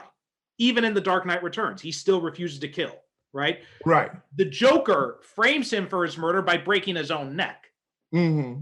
But he never kills anyone. So, and even when, the new commissioner, Yindel, she comes in, she's reading off this laundry list of charges. She never once mentions murder as one of the charges. Exactly. So this is the one scene that's always misread. And I'm always like, well, think about it logically. If Batman wouldn't kill the Joker, if he wouldn't go that far, what makes you think he's going to kill some punk? Yeah, some low level punk that, he can take. They have a scene that's in there where, he goes over all the different ways that he can take out, like this punk that he's fighting. He says, well, okay, from this position, I've got 8 ways I can disable him, and 2 to kill him. Yeah. So, Batman's got multiple ways of taking out people. He doesn't have to kill. Matter of fact, that's why he works so hard at making himself the best martial artist he can, so he doesn't have to kill. Right. And he got that great scene in the same book that you mentioned, where he actually breaks a gun and he tells the street gang that he's taking over. He said, "This is the weapon of the enemy. We don't use this shit." Yes. He said, this isn't us. We don't do this. We don't use this. Yeah. But that's not Batman. Right. The whole thing about Batman is Batman is the most anti-gun guy you'll ever get. Oh yeah. Because a gun killed his parents. So he's, and I know in some comic book he was different, but that's the version of Batman I prefer to stick with, is the one who's like, we don't use guns, right? Guns are not guns are the weapon. Now that doesn't mean he doesn't know how to use one, because they have a scene in this movie where he puts a tracker on the truck that's holding the kryptonite. Yeah. I mean, he's like a half a mile away up in the air, and he accurately puts it there. He knows how to use a gun. Yes, yeah. He just he's like Tom Selleck in Quickly Down Under, where he doesn't use a revolver until the end of the movie. And then when he kills him, Alan Rickman looking at him said, "But you said that." He said, "Listen, I never said I didn't know how to use one of these things. Yeah. I just don't like using them. There's a big difference." Yeah. So but that's one of the things that's why I've always hated whenever they show the Batmobile and it's got like gun turrets on it and everything, because to me that's just not Batman. No. And Batman's got like machine guns and stuff like that on this iteration of the Batmobile. But I like it because it's not an armored tank. It's more like a roadster. It's more like an armored roadster. Yeah, it is much better. I do like this Batmobile better. I mean, still my favorite take on the Batmobile in live action is the Burton one. Yeah, exactly. That's like my favorite Batmobile too, because you know what? Okay, I can see Batman like in what was that? The Dark Knight, where he's driving around in that tank that apparently can jump over rooftops. Yeah, the tumbler. That's something Batman pulls out once in a while for special occasions. He doesn't go drive around in that thing normally. He needs something that's quick, fast, and maneuverable and can smash through walls and stuff like that, like what he drives in this movie. Yeah. And it's got like one machine gun turret on the thing. It doesn't have like 8 or 9 different, rockets and all that kind, doesn't have all that kind of thing. it's more important for him to get away fast. Yeah, yeah. from although whatever. my favorite Batmobile is still the one from the animated series. That one I think was like the perfect design. They're all pretty good. They're all pretty good, but that one's my favorite. The one from the Adam West. Mm-hmm. I love that one, of course. But yeah, like like the Tim Burton one. Yeah, that's a fantastic design. Yeah. But yeah, I like the one in this one. A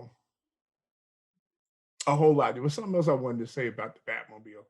In this, not the Batmobile, but the fact that too often we get a Batman that just like beats the piss. Mm-hmm. He just overcomes his enemies through superior firepower and technology.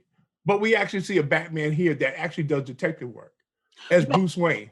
Kind of, but he's a really bad detective as well.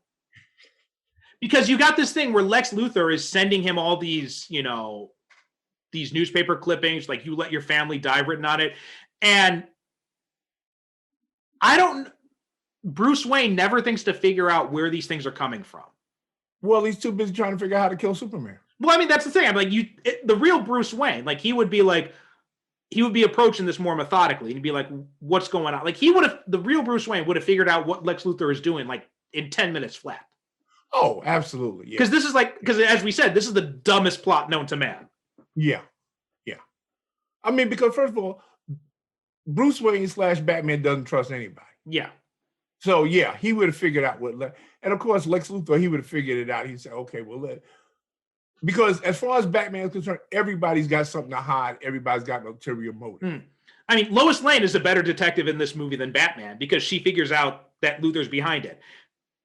And but Luthor signed his work to begin with, so she's not even that good of a detective. She's not even that good either. Yeah. She just asked the one question nobody else would.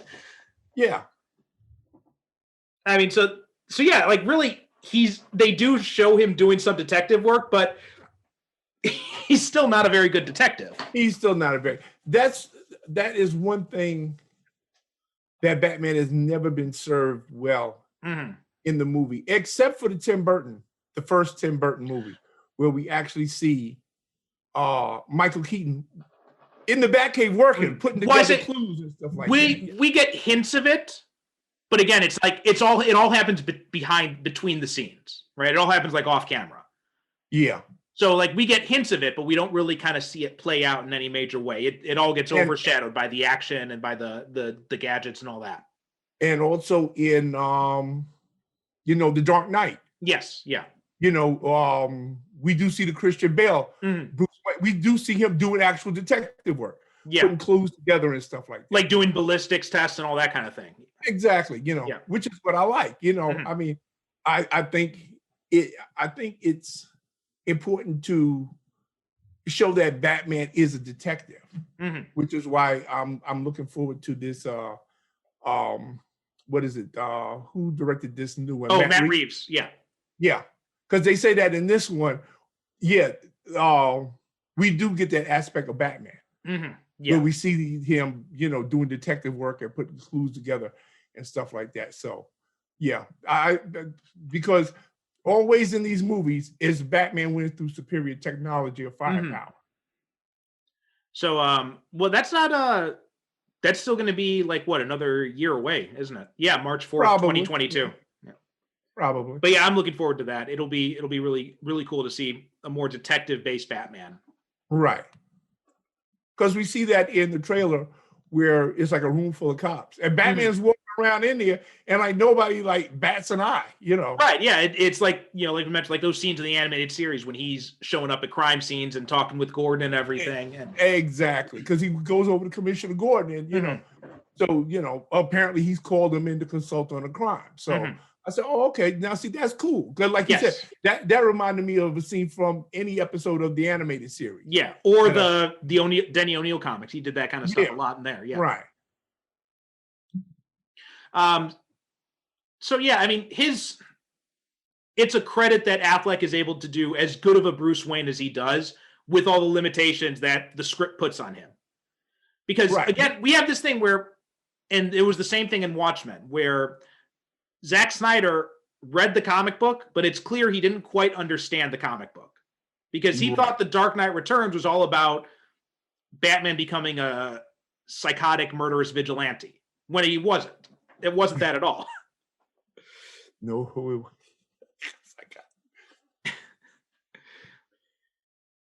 The one thing, and again, this is a movie. Okay, we get to the moment where they get ready to have the big throwdown. Mm-hmm.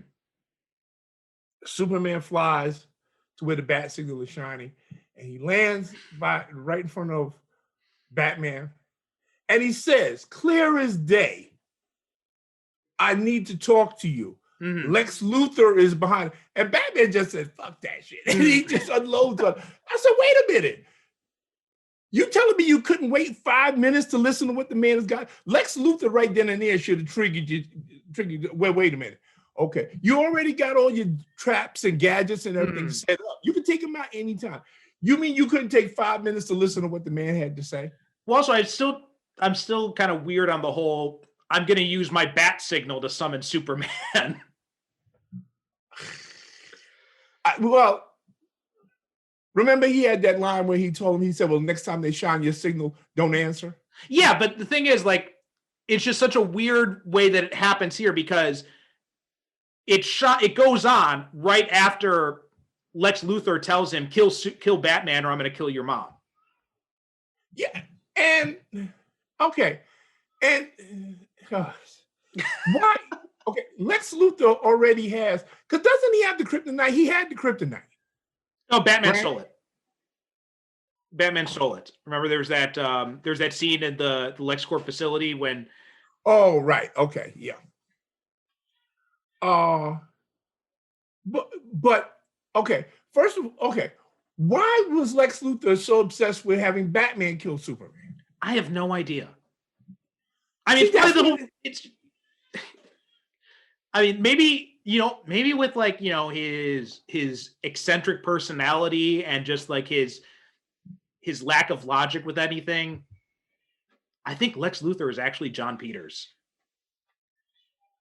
Ooh, that's a good one. That's a good one. I mean, it makes absolutely no sense that he has this obsession with Batman. What would make you think that Batman is capable of killing Superman? Mm-hmm. I mean, it's a boost to his ego, sure, but what would make you think? Why would you give somebody else the satisfaction of doing it? Yeah.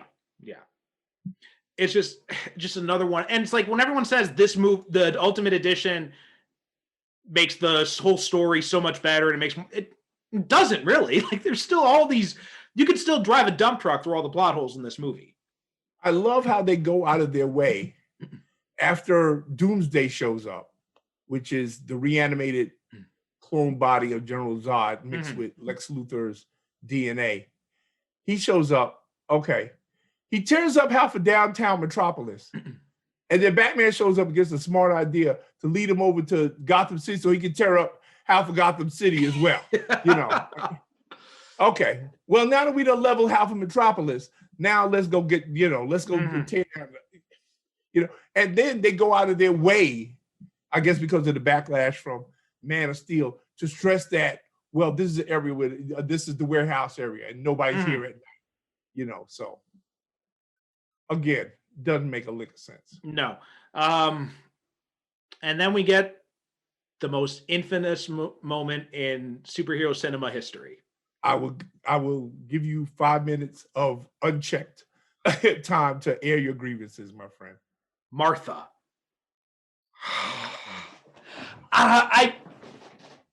First off, Go get him, son. First off, you're Superman, right? You're trying to convince Batman to let you go. Why would you use your mother's name instead of just saying they're going to kill my mom? Matter of fact, there's a half other thing. How about Lex Luthor is making us fight? Lex Luthor is behind this. This is a setup. Yeah. I mean, he's got all the time to go through this whole strange thing about save Martha. You can't say like Luthor's doing this.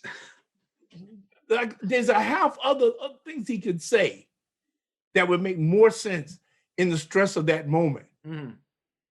Or like you even said, yeah, save my mother, huh? Yeah, yeah, What? yeah. Huh? What? See Batman, what? Mother? But see, even still, like the whole thing of like Batman being moved by the fact that Superman has a mother doesn't make any sense because he goes through that whole thing at the beginning of the fight where he says, "Oh, I bet your parents taught you that you were special and all that," right? So he knows he's been raised by parents. And would you believe that the first time I saw this movie was the first time that I realized that their mothers had the same first name? Yeah, because it never hit me before for some reason. Yeah, because it's such a stupid thing. It'd be like because Civil War came out the same year as this, right?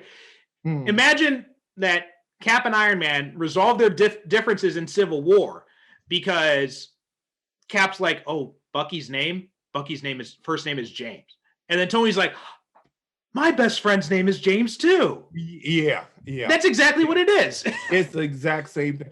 But see, the difference between Civil War is that we've had a whole bunch of other movies where we've seen the relationship between these two characters, so that when Iron Man and Captain America fight, it really means something to us. Yes. This movie doesn't mean that. First of all, it's a very clumsy fight. There's really no imagination to it at all. It's just the both of them just slamming each other up against walls and Batman hitting them with kryptonite grenades and everything like that. There's no suspense because we know they're not going to die. Well, we know Superman's going to die, but he's Superman. He's coming back in the next movie. Yeah. Well, I mean, that's right. The whole death of Superman story is such a stupid thing to waste on a movie like this because Justice League is coming out. You know that he's not going to stay dead. Yeah. I mean, it's the worst kept secret since what's his name? Benedict Cumberbatch playing Khan. Yeah. Of course he was going to be, or what's his name from Inglourious Bastards and Django Unchained playing Blofeld. Christoph Waltz, right? Yeah. Everybody knew he was. As soon as they said, "Oh, Christoph Waltz is going to be Inspector," you knew he was going to be playing Blofeld. And just like this, when you see Superman die in this movie, you know he's going to be coming back in Justice League. You know he's coming back because, like you said, we know Justice League is coming up. Yeah, they told us before this movie came out. Well, this is going to lead into Justice League. Yeah. Oh, well, Superman's coming back. Yeah. So, okay. So, what's the point? Matter of fact, you're wasting our goddamn time, really. Yes. Yeah. And you expect us to have all of this pathos overseeing Superman getting killed when we know he's coming back. So, it's like, okay, we got another 40 minutes left to go. Let's hurry up and get it over with. Yeah. Matter of fact, the only surprise that we get in this movie that was worthy of it is when we get to see Gal Gadot as Wonder Woman. She shows up, in the fight. The one bright spot in the movie. Yeah. And I love that scene where Doomsday knocks her on her ass and she actually smiles. Yeah. She said, "Okay, I love this shit," because she's able to cut loose. Yeah. And so yeah. There's also that weird scene when Wonder Woman comes up and then Superman looks at Batman. He's like, "Is she with you?" And Batman's like, "Oh, I thought she was with you." It's like, bitch, you just spent like half the movie interacting with her. Yeah, I mean, come on. Again, this is another misguided attempt at humor. Yeah. But I do have to admit, it was nice. It was nice finally seeing Superman, Batman, and Wonder Woman for the first time on screen together. Yeah. It was a nice moment. I just wish it had a much better setup. Yes, I wish it had a much better setup. Because this movie is, I don't know, like I said, I was watching it today and I'm sitting and I'm just watching it. I'm not engaged with the story, because the story made no sense. I know where this is going. So, I mean, this movie is what I like to call chewing gum for the brain. Yes. You know how you take a stick of chewing gum and you chew it and the flavor is there for about 20 minutes. And then after that, you're just chewing a rubber. Yes. And you forget what the taste felt like. Okay. That's Superman versus Batman. Yes. Yeah. It's chewing gum for the brain. There's flavor while you're watching it, but then you turn it off, and 20 minutes later, you can't remember what the flavor was. Yeah. And just like the whole way that they did, even just like the way they decided to kill Superman is just so stupid, right? Because you got the kryptonite spear. Superman's vulnerable to kryptonite. But you've also got Wonder Woman right there who's just as strong and can also drive the spear into him. Why not just throw her the spear and say, listen, Yeah. take this and stick it? Matter of fact, she knows how to use the spear better than you do. Yeah. She's Amazon. Matter of fact, she just stuck him in the brain. And also, like, I gotta wonder too, because now here's something else I didn't get watching the funeral scene for Clark Kent, right? So, as a writer, okay, if you know that you're going to be bringing Superman back in the very next movie, then you know you're going to have to deal with the problem of you just killed Clark Kent as well. Right. So why would you write yourself into that situation in the first place? Okay, here's what I don't understand. Okay, now we see the scene where Clark's body is in the Kent house. They got him laid out. Yeah. And his mother puts a picture of, him and, his father and his mother. Okay, so we know that they buried Clark Kent. Yeah. And whose body was in Superman's casket? No one, because Bruce said at the end, he's like, they're burying an empty casket in Metropolis. Well, didn't anybody? Well, how did they explain what happened to Superman's body? They didn't. I don't know how he did that, but yeah, that's another one of the things they just don't explain. Like the close explanation is like, oh, it's an empty casket. And nobody asked anybody, well, where's Superman's body at? I mean, what did I don't know what did the Kryptonian fairies come and take it away? And I don't understand why Superman's even getting such this. I mean, he was considered a national pariah just like yesterday. We just saw that they had the Capitol building was blown up, and they were blaming him for it. Yeah.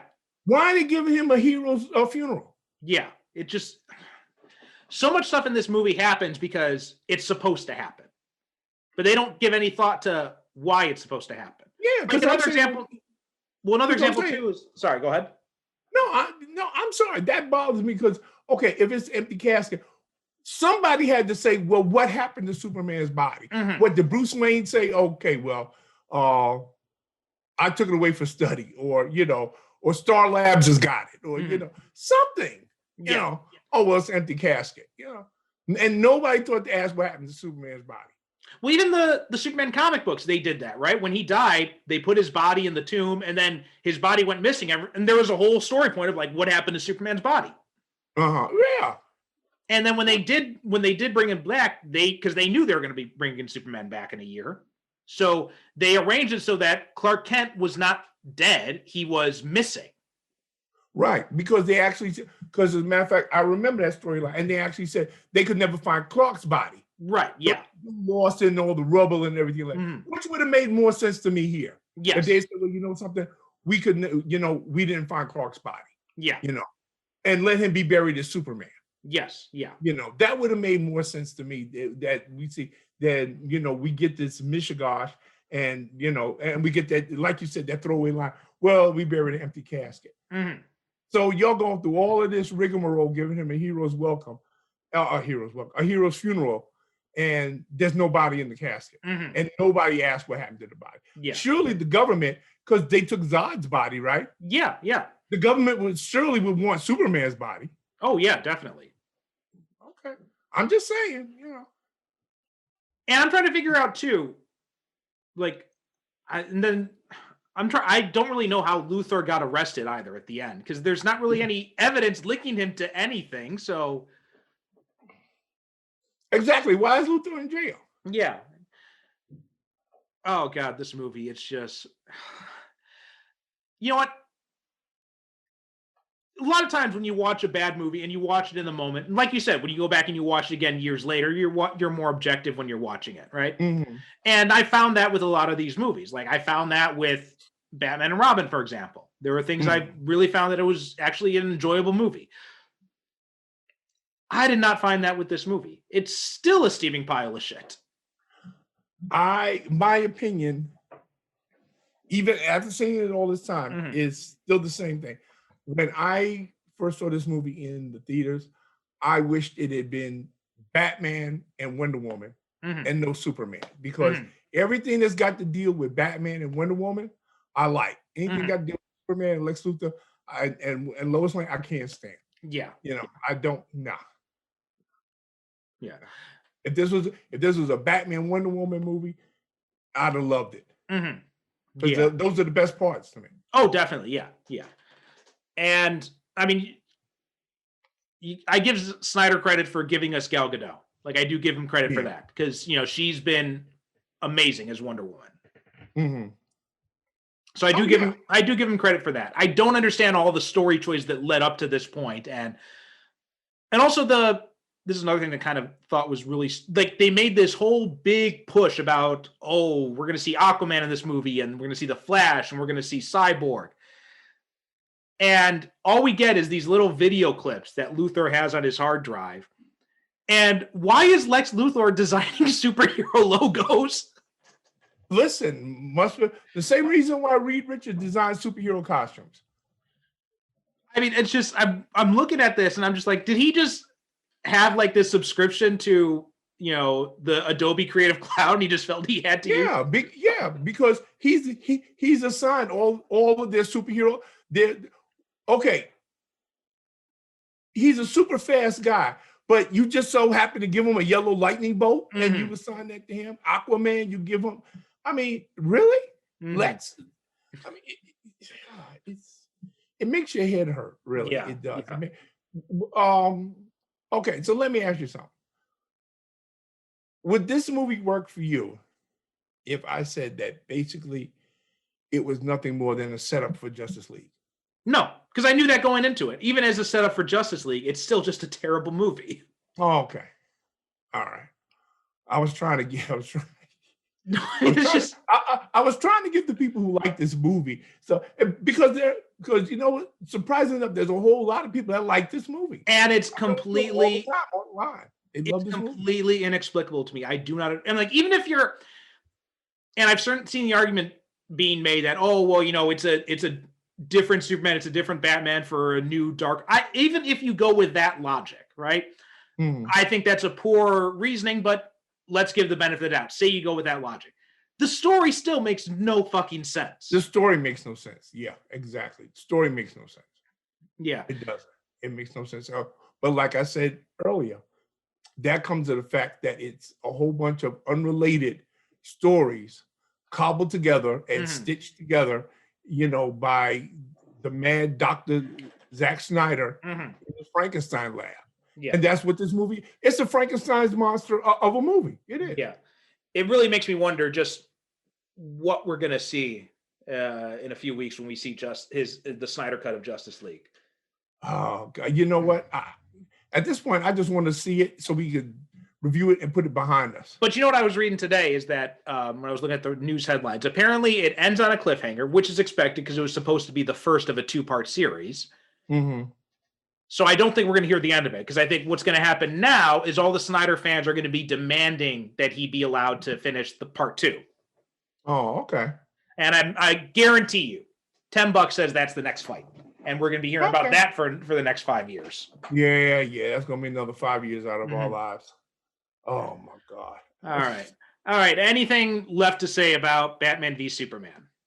Only that if you have not seen it and you do have HBO Max and you just want to watch it purely as a lead in to, Justice League, yeah, by all means. I mean, listen, you're sitting in your house, you're paying for it anyway.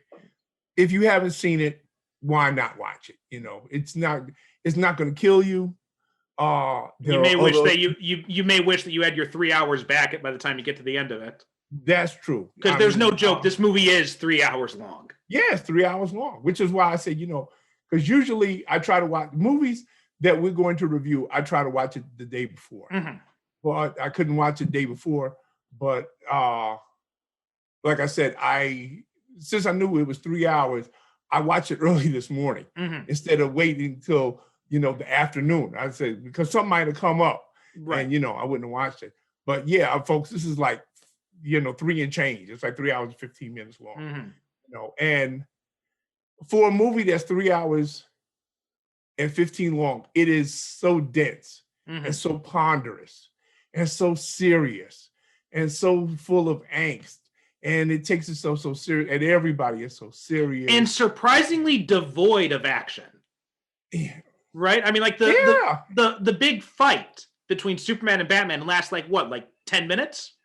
Yeah, we really don't get a lot of action until, the end of the movie. Like you said, we get the Batman Superman fight, which we've been waiting for. We get the warehouse fight. We get, the Superman Batman fight, and then we get the fight with Doomsday. Yeah. Like boom, bang, bang, all in a row. Mm-hmm. Really the only other action we get is the Batmobile chasing. Is the Batman trying to hijack the truck. Yes, yeah, exactly. Yeah. That's it. You're right. There's not a lot of action in this movie until we get to the end. Mm-hmm. So 3 hours, that's a long time for me to, especially when, like, again, I gotta say, folks, this is a ponderous movie because everybody is so serious. Yeah, it's not like Endgame where, you have, 3 hour and change, and then the last hour is like all action. And also, Endgame felt like an hour. Yeah. It moves at a much brisker pace. Yeah. This is like, like mud, a mudslide. Yeah. Going downhill. That's the pace of this movie. A frozen mudslide. Yeah, a frozen mudslide. It's just so, it drags so much, and they make you feel every second of that 3 hours. But again, I have to say that I recommend it for Ben Affleck as Batman, Bruce Wayne. You watch this movie and it makes you want to see him in his own solo movie. Yeah, with a better director. With a better director and a better screenplay. Yeah. And a better, so we get unfortunately we did get that with Gal Gadot, right? She was able to get her own solo movie with a better director and a better writing team, and it was amazing. Right? Yeah. So we did get Wonder Woman is after this one. Yes. Yeah, it came after this one, yeah. And then it came before Justice League. And also Jeremy Irons is Alfred, Ben Affleck is Batman, and Gal Gadot is Wonder Woman. Those are really the only 3 reasons to sit through this movie. And also, I think that we should give him his credit, because you know what? And I got a tremendous amount of respect for this guy, Henry Cavill, because he's not been served well. No, he hasn't been. He could be one of the great Supermen that we could be talking about him in the same way we talk about, Christopher Reeve, Brandon Routh, Tyler Hoechlin. We could be talking about if he had a director that gave him a story that could actually let him be Superman. If it was written by someone who actually liked Superman. Yeah. Because you know what? Henry Cavill, he gives a performance. And I think that if he was allowed to be Superman, the way Superman should be played, he'd be a classic for the Well, I mean, we got flashes of that. We got very brief flashes of that in Justice League. Yes, we did. And we, CGI lip aside, we saw what Cavill's performance is capable of. And we have seen him in other movies where he's just charming as hell, right? Like Man from U.N.C.L.E. He was the best. Man from U.N.C.L.E. is a completely forgettable movie. I don't remember anything about that movie except for how charming Henry Cavill was in it. I saw that movie. The only thing that I could think of, get this man into a tuxedo and let him play James Bond as soon as possible. Yes, yeah. When I saw Man from U.N.C.L.E., that was the first thing in my mind. Get this man to a tuxedo and make him the next James Bond. Yes, yeah. I would love to see that. Yeah. All right. You know what? Henry Cavill is one of these actors that he hasn't found, and God knows he's been trying, but he has not found that character that has clicked for him. Yeah. Right. Yeah. He's done Superman. He's done. He did Man from U.N.C.L.E. He's doing The Witcher. So. Yeah. But I really do hope, just like we saw Brandon Routh finally got to be able to be the Superman that we know that he could be. I'm hoping that one day the same will happen for Henry Cavill. Yeah, same here. Because I get the feeling that, like interviews and seeing him, that he really does like being Superman. Yeah. But he wants to be a different type of Superman. Yeah. Yeah.